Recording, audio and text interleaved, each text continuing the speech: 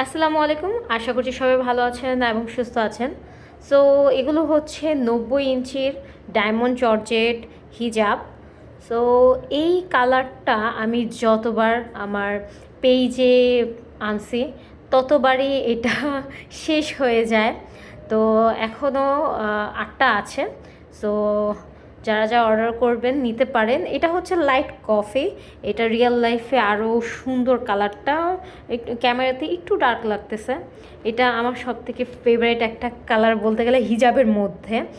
Lavender colour তো আমার পছন্দেরই, but হিজাবের মধ্যে এই কালারটা আমার কাছে জোস লাগে। আমি প্রায়ই সপ্তাহে 2-3 দিন 4 দিন এই কালারটাই পরি বা ভার্সিটিতে যাই।